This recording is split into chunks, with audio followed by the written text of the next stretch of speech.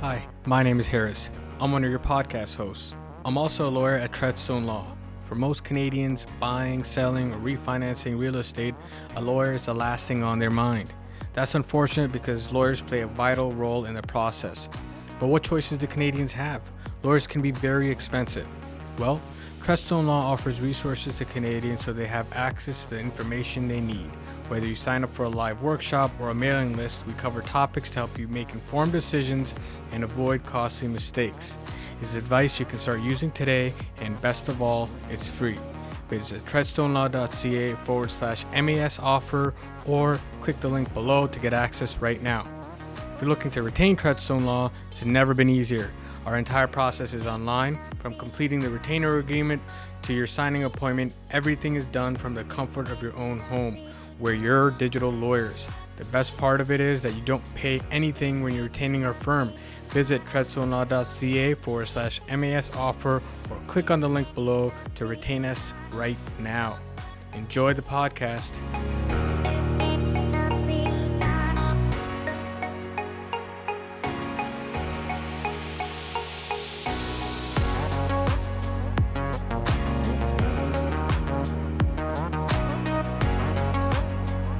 Welcome to another episode of Hustle and Grit. Today on the podcast, I have Gabby back from Rate Shop. How are you doing, Gabby? I am good, Harris. Good, How are good. you? As good as I can be, given 2022 has been a roller coaster ride for everybody. Whether you're buying real estate, refinancing, Canadian consumers. And today I just kind of wanted to pick your brain because I know you're a very successful broker within the industry. I wanted to pick your brain on basically how people should be preparing, whether they're investing or planning on buying a house, how they should be preparing in 2023 to make the best decision they possibly can. Now, just to kick things off, what was your impression of the year that's gone by, 2022? What's kind of your impression of how the real estate market's kind of performed? Oh my God. It's a year that we will go down in a history, okay, as a year of ups and downs and roller coasters and trigger rates and what is the trigger rate and variable mortgages. It has been quite interesting to say the least. Okay, something that we haven't seen at all at all. Yeah. Pandemic and then the rise of the rates, okay, quite a bit, and people not believing that Bank of Canada will actually rise the rates, even though the wording in their announcement did indicate the rates are going to be going up. But yeah, it's been quite interesting. It's been to, interesting to say the least because I feel but like January, weren't we in lockdowns in January, or am I mistaken on that one? I feel like we were in lockdowns first month, right? First three yes, months were record we're. pricing, and then we had record just bumps in interest rates. Well, it was a record year, okay, like to say the least, okay. Record, good or bad, okay, it was a record year, okay. We were in a lockdown. I'm pretty sure we were in a lockdown. I Yeah. think you're right in January, and then the rates started rising up, and the first increase was, oh no, this is just nothing, okay. It's just a small bump on the Mm. road, and let's see what happens. And then the next one came, and it's like, okay, maybe we should look at the variable rate mortgages and see, okay, how people are going to be faring. And that was sort of March, and then from there it was just all the way up, and yeah, Yeah. record year, but in the wrong way. Yeah, I mean, yeah, it's been a tough year. So then, given like the bumps we've had in it, then we have 6 bumps. So just to start off, then the kind of the foresight or the analysis of what's going to happen in 2023. What do you think is happening with interest rates in 2023? Do you think that we could have, this is a crystal ball question, do you think we could have similar rate hikes in next year, or have we kind of seen, is the worst behind us? It is a crystal ball question. At the beginning, when the rates were being increased, if you look at the wording from Bank of Canada, they did say, okay, the rates are going to be going up. As I Mm. said, nobody believed it because we have never seen it. Not like this, like maybe one or two, okay, but not like this, not consecutive increases. The wording on the last announcement actually indicates, okay, that they're going to be maybe looking at it and pulling back. So having said that, do I think, okay, they're going to do another increase? Most likely, but not as drastic. I think maybe 25 basis points on the Mm-hmm. next one in January. And I think it's going to level off afterwards. Will the rates ever go back down to what we've seen, like 0.99 or Yeah. 1.2? Okay, like for a variable, I don't think so. Not for the next couple of years, at least. Okay, for a long time. Will they normalize? Yes, What but I would you think say are next year is going to normalized? be normalized, being like the normal rate, okay, for like it would be 3 to 4% for a Mm. 5 year fix. Like that's a normal rate. That's where the rate should be. 2% is not a normal rate on a five Yeah. year fixed mortgage or a variable, and 0.99 on a variable is definitely not a normal rate. That's no, no, Yeah. no, no, no. We've seen something like that in 2008, okay, like, and obviously that was a bad year for a lot of people. So I think in the next year we're gonna see maybe a slight increase in prime, but nothing like we've seen this year. And I think they're gonna slowly starting to level off.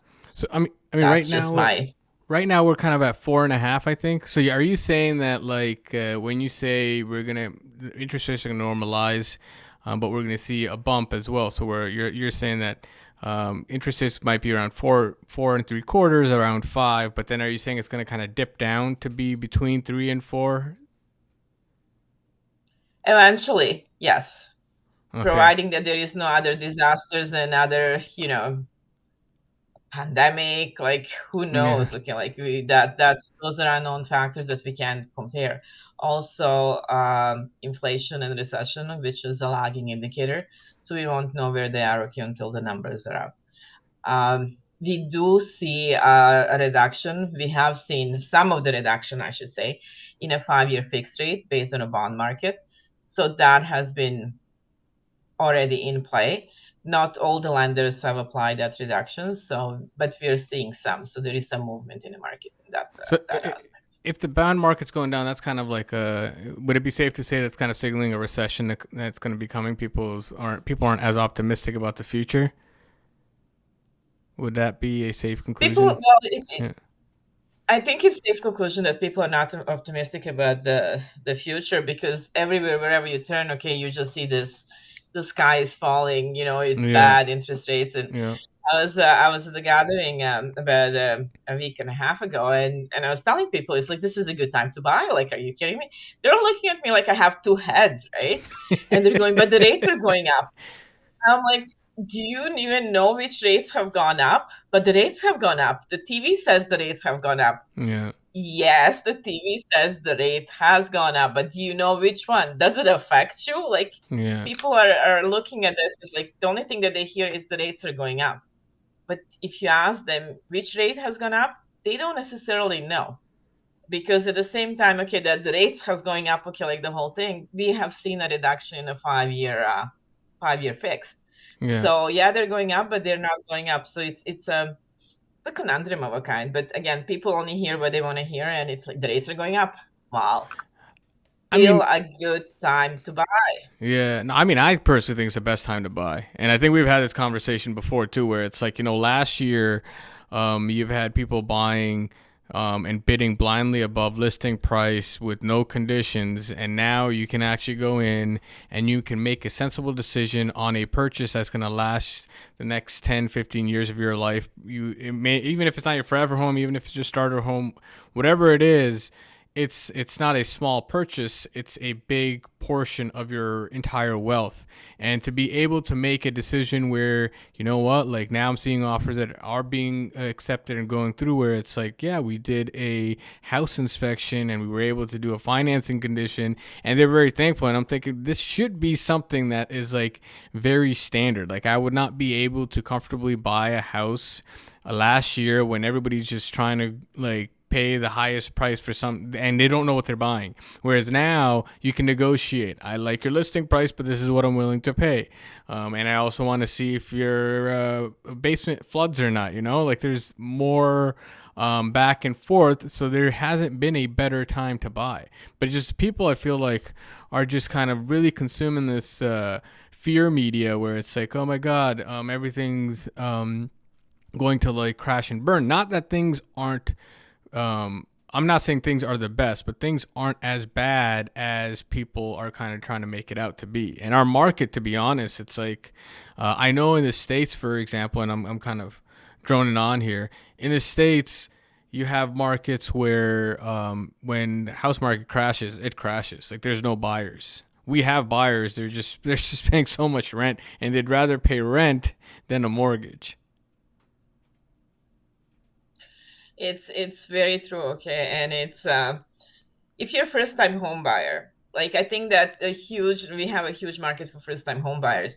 Yeah. Unfortunately, the fear is a big factor right now for them because they're hearing this rate is going up. Again, it becomes almost an educational piece, like what kind of rate is going up? What does that mean? Yeah. But if you're a first time home buyer, the house or a condo or whatever you were looking at, it's probably about 150 to 200,000 less now Yeah.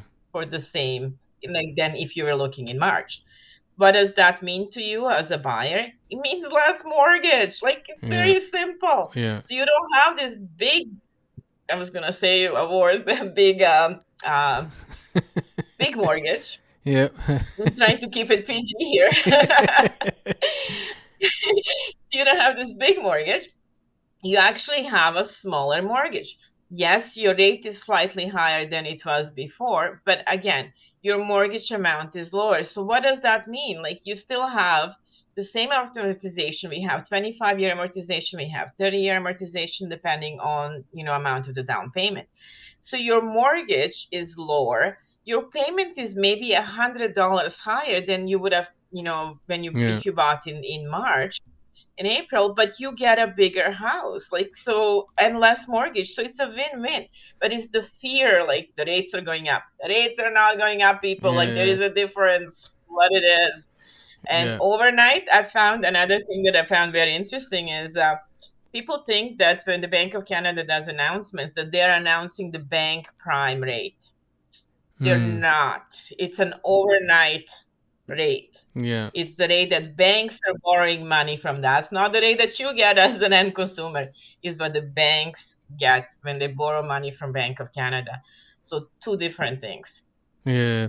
So I mean, I find like with first time home buyers though, with the amount of media and the fear mongering going on, I can't necessarily blame them for not like for being afraid. But at the same time, I can blame them for not going out and kind of doing their research to see what they should be doing in order to make the right moves. Because, like you said, you're paying $200,000 less. Now, $200,000 less, like when rates go down, and let's say they go down to like 3.5 ultimately, right? If you refinance, you still are paying. You're not. Like, you're still your price is still $200,000 less. Whereas, like as everybody is seeing now, when you overpaid for a house and interest rates go up, you still owe all of that money. That money doesn't disappear. So that's something that people don't really understand. That like you need to plan all of that. So having said that, what do you think are some tips for first time home buyers in 2023 if somebody is thinking, hey, maybe this is something that I may want to make a move or anything like that? What like or I'm ready to buy. What should they be doing? What should they be thinking about before they kind of just jump in?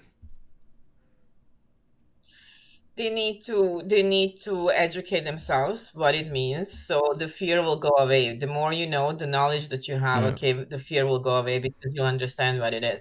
Sit down with mortgage professionals, so mortgage brokers, whoever it's your mortgage professional, sit down and make a plan.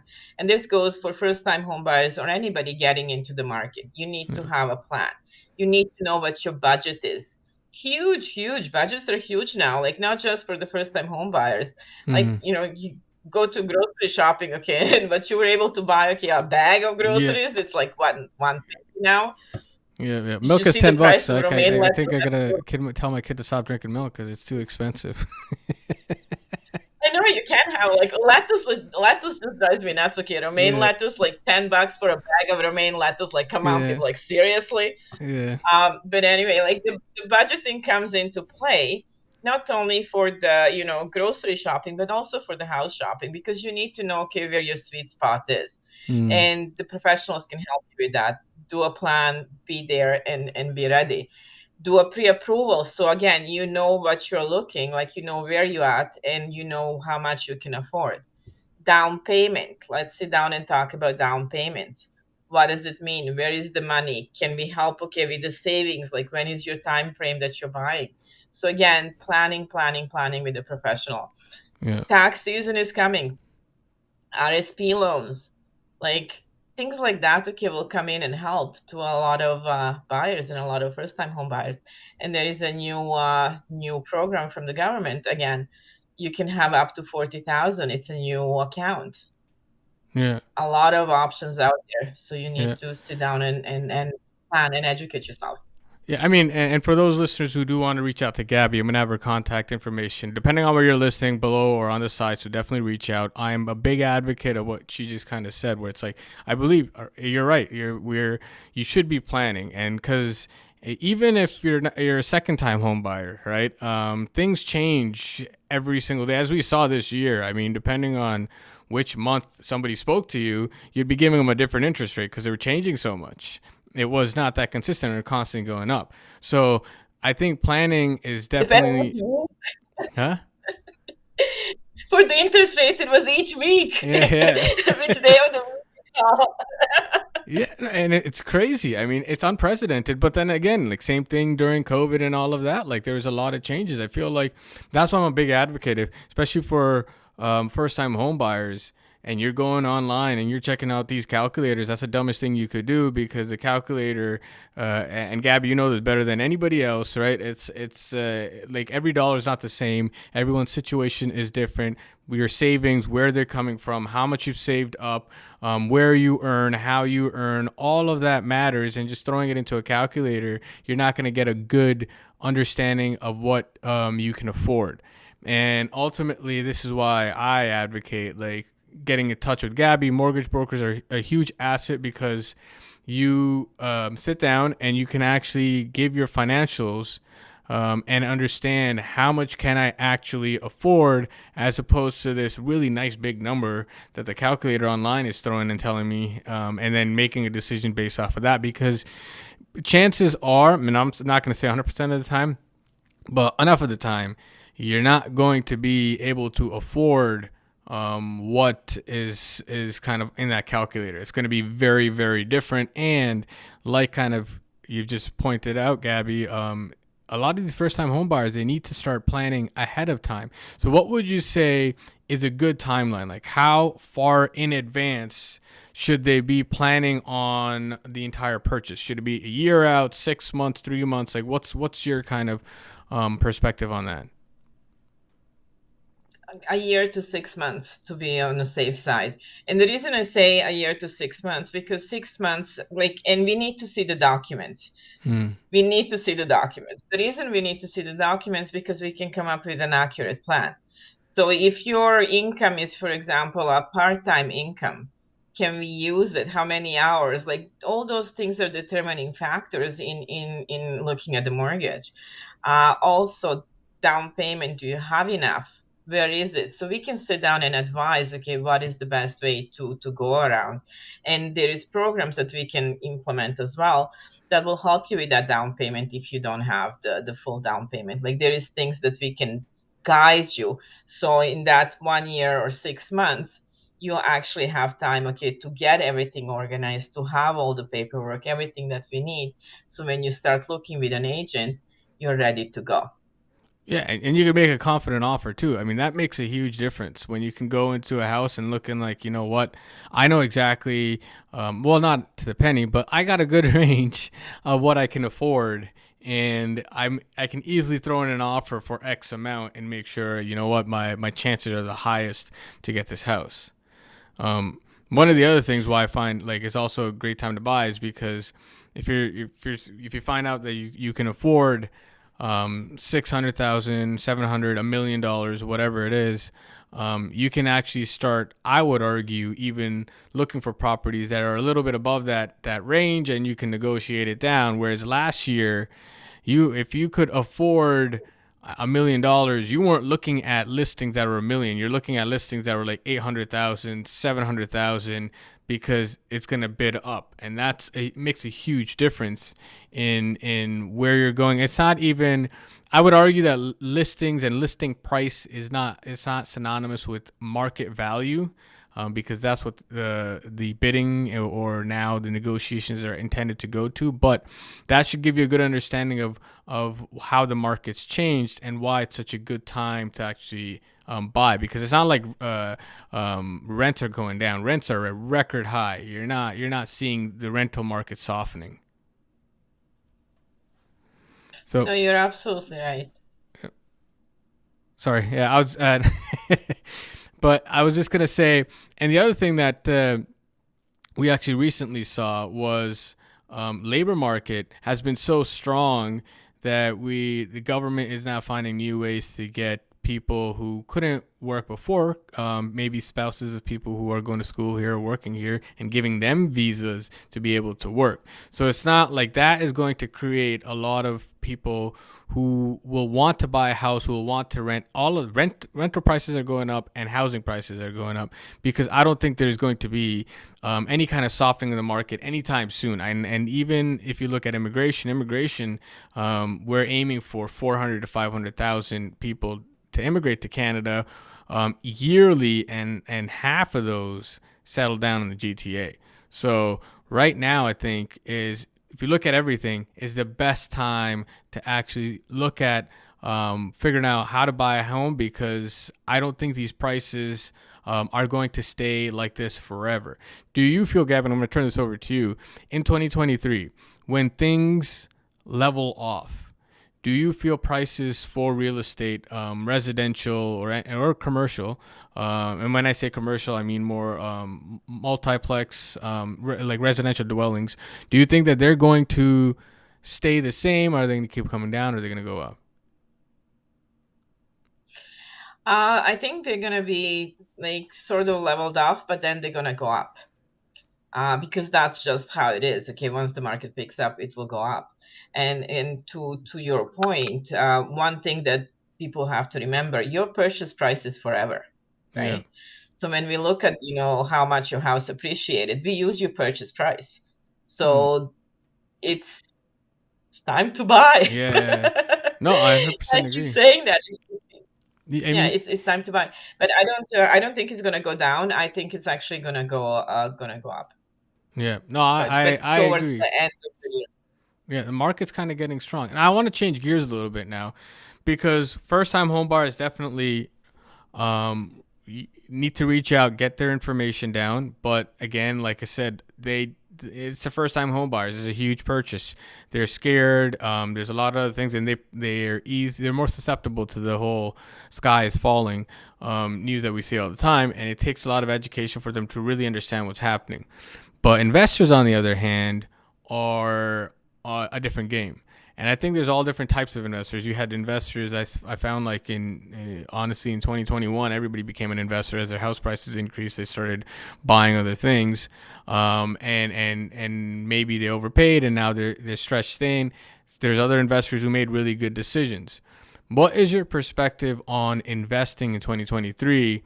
And I mean more specifically, there's a lot of people who are, for example, if they're in a portfolio of properties and they're stretched thin, do you argue that they should try to hold on as long as they possibly can, or refine that portfolio so that they are kind of comfortably cash flowing?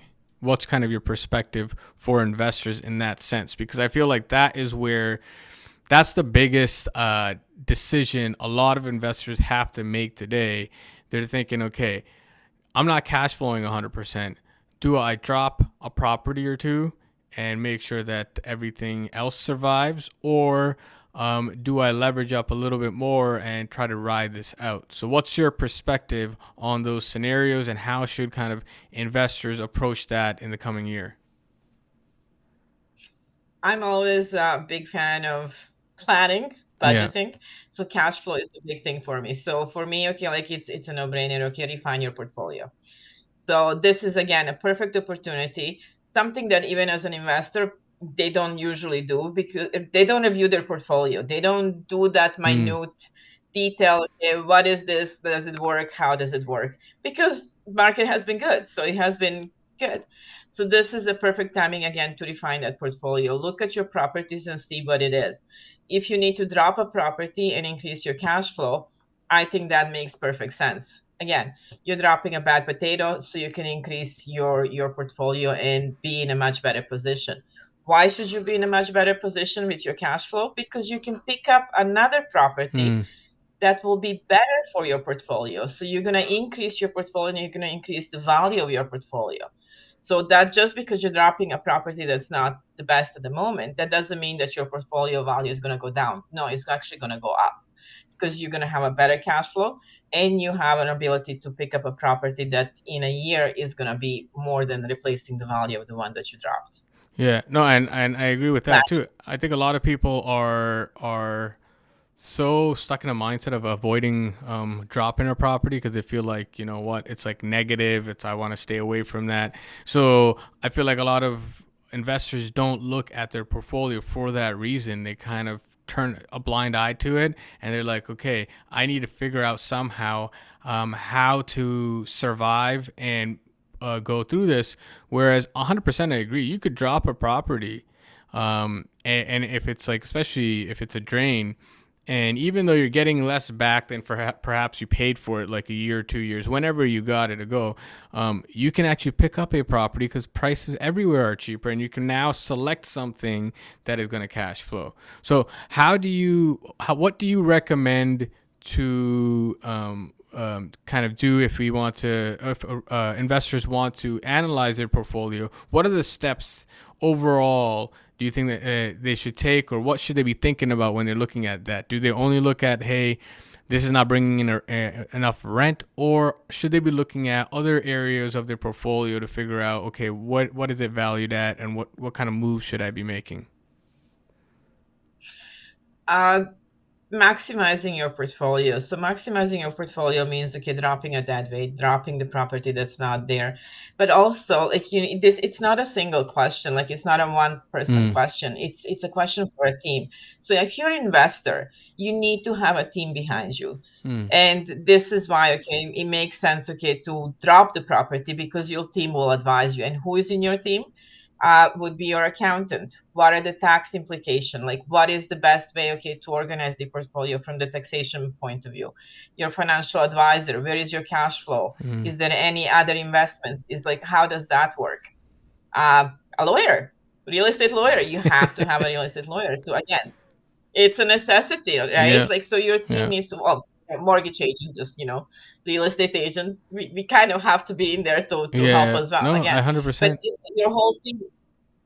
your whole team needs to work together in order to advise you and define your portfolio, to make sure that is optimized, and to make sure it's like, when you look at your portfolio, it's not like, oh my god, I own so many properties, I'm good. No, Mm, you're looking towards the future. You're an investor. This is a business. Like, when you're an investor, okay, like, you're not just, oh, let me buy another property, I'm an investor. No, no, no, no, no. Let's do this properly as a business. So what is your goal for your portfolio? Do you want it to grow? How much you want it to grow? Where is going to go?